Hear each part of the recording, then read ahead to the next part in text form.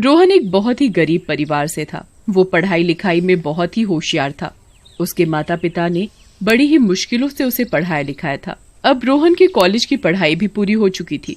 अब रोहन को तलाश थी तो एक अच्छी नौकरी की। वो नौकरी करके पैसे कमाकर अपने माता पिता को आराम की जिंदगी देना चाहता था। एक दिन की बात है, रोहन नौकरी के लिए एक बहुत ही बड़ी कंपनी में इंटरव्यू देने गया। रोहन, क्या आपने कभी किसी और कंपनी में नौकरी की है? जी नहीं। सॉरी, हम तुम्हें ये नौकरी नहीं दे सकते।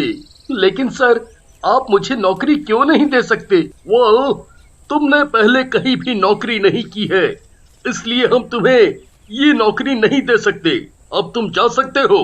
रोहन उदास मन से वहाँ से निकल जाता है और फिर वो दूसरी कंपनी में इंटरव्यू देने के लिए जाता है। वहाँ के कंपनी के मालिक ने भी रोहन को नौकरी देने से मना कर दिया। फिर वो उदास मन से वापस अपने घर लौट आता है। तभी रोहन की माँ रोहन के सिर पर प्यार से हाथ फेरती है। उदास मत हो बेटा, मिल जाएगी तुझे नौकरी। माँ, इतनी पढ़ाई करने के बाद भी मुझे कोई नौकरी देने के लिए तैयार नहीं हो रहा है।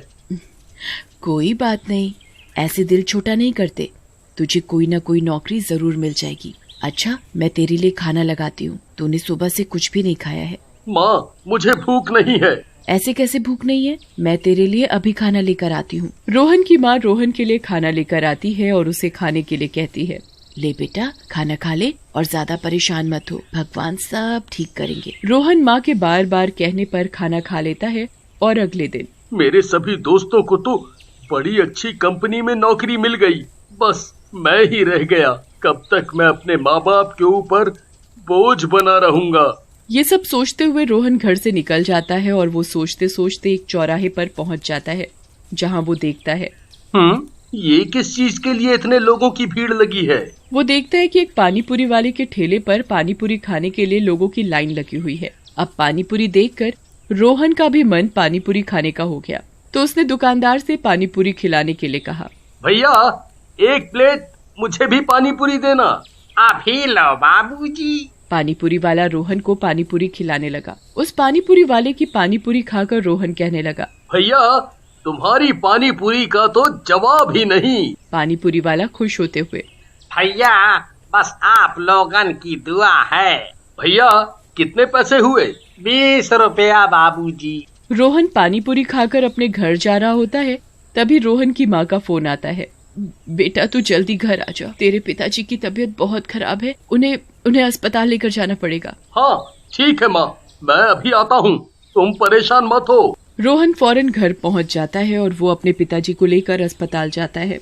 वहाँ डॉक्टर रोहन से उसके पिताजी को आराम करने के लिए कहते हैं, देखिए, इन्हें आराम की सख्त जरूरत है। ज्यादा काम करने की वजह से इनकी ये हालत हुई है। ये कुछ दवाइयाँ हैं जो मैंने लिख दी हैं, इन्हें बाजार से लेकर इन्हें खिला देना। और हाँ, एक बात का और ध्यान रखना, इन्हें बिल्कुल भी काम करने मत देना और इनके खाने पीने का अच्छे से ख्याल रखना। ठीक है डॉक्टर साहब। रोहन माँ पिताजी को लेकर घर आ जाता है और फिर वो दवाई लेने केमिस्ट की दुकान पर पहुंचकर उससे दवाई मांगता है। ये लो आपकी दवाई। कितने पैसे हुए? 2000। 2000? जी, 2000। ठीक है, आप एक काम करो, अभी मुझे आधी दवाई दे दो, बाकी की दवाई मैं बाद में आकर ले लूंगा। रोहन केमिस्ट वाले से दवाई लेकर मन ही मन सोचता जा रहा था, मैं भी कैसा बेटा हूँ जो अपने पिताजी का ठीक से इलाज भी नहीं करवा सकता। रोहन ये सब सोचते हुए जा ही रहा होता है, तभी उसे वही पानीपुरी वाला दिखाई देता है। उसे देखकर रोहन के मन में ख्याल आता है, क्यों ना मैं भी पानी पूरी बेचूं? अभी मेरे पास कोई काम भी नहीं है और पानी पूरी बेचने में ज्यादा खर्चा भी नहीं है, और इस पानी पूरी वाले के ठेले पर लोगों की कितनी भीड़ लगी रहती है। रोहन मन में ठान लेता है कि अब से वो पानीपुरी बेचेगा। फिर क्या था, रोहन दौड़कर घर गया और उसने दवाई अपनी माँ को देकर बाजार से पानीपुरी बेचने का सारा सामान ले आया और उसने भी पानीपुरी बनाकर एक ठेले पर रखकर उसी पानीपुरी वाले के ठेले के सामने बेचने लगा। ये क्या, मेरे ठेले पर तो कोई भी पानीपुरी खाने नहीं आ रहा। ये देखकर रोहन का मन उदास हो जाता है। तब की रोहन के ठेले पर पानीपुरी खाने आती है। भैया, पानीपुरी की प्लेट कितने की है? 15 रुपए। ठीक है, एक प्लेट पानीपुरी खिला दो। जी, अभी देता हूँ। उस औरत को रोहन की पानीपुरी बहुत स्वाद लगी। एक प्लेट और देना, वाह भैया, तुम्हारी पानी पूरी तो बड़ी स्वाद है, ये लो अपने 30 रुपए। तभी एक और लड़की रोहन के ठेले पर पानी पूरी खाने आती है। भैया 1 प्लेट पानी पूरी तो देना। जी अभी देता हूँ। वो लड़की भी 1 की जगह 2 प्लेट पानी पूरी खाती है और उसे उसके पैसे देकर चली जाती है। आज रोहन की कोई कमाई नहीं हुई थी। रोहन का मन उदास जरूर था, पर उसने हिम्मत नहीं हारी थी। फिर उसने जो भी पैसे कमाए थे वो उसने अपनी माँ को दे दिए। मैंने कभी नहीं सोचा था कि तू पढ़ लिख कर पानी पूरी बेचेगा। कोई काम छोटा या बड़ा नहीं होता, और जब मुझे काम मिल जाएगा तब मैं पानी पूरी बेचना छोड़ दूंगा। फिर अगले दिन सुबह जल्दी उठकर अपनी पूरी बनाने लगता है। जब उसकी पानी पूरी बन जाती है तो वो उसे बेचने चला जाता है। वो अपना ठेला उसी पानी पूरी वाले के सामने लगाता है। ये देखकर पानी पूरी वाला रोहन के ऊपर गुस्सा करने लगता है।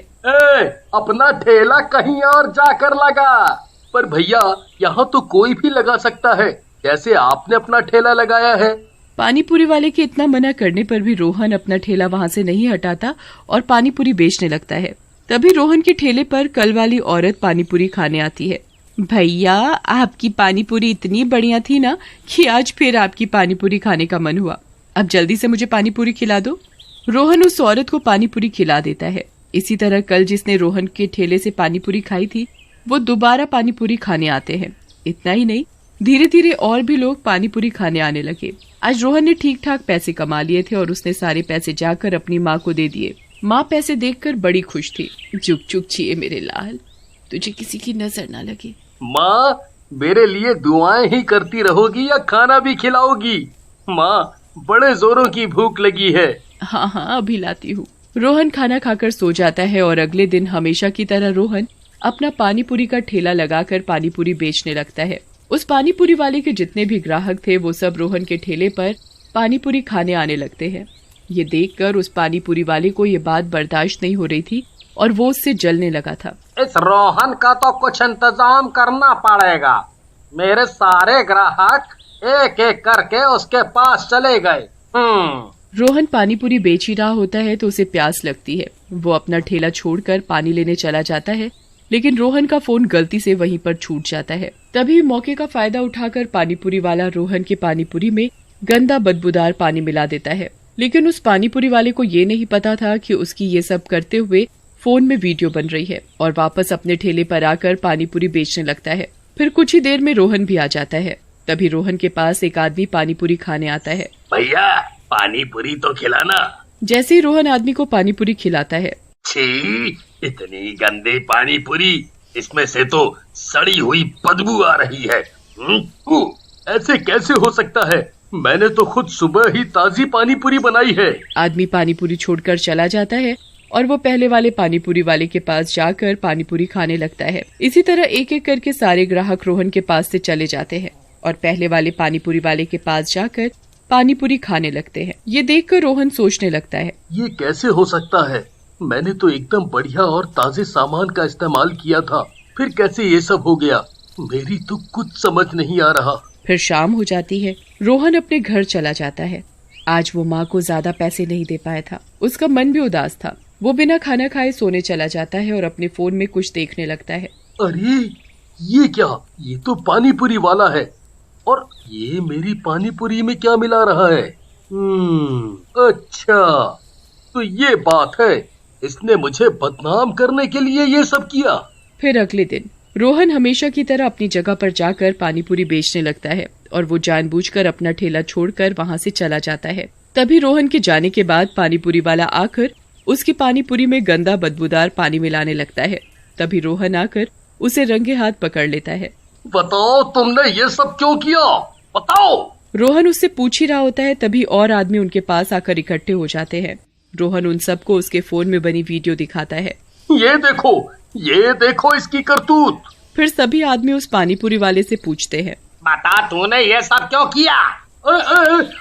क्योंकि सभी लोग रोहन से पानी पूरी खाने लगे थे।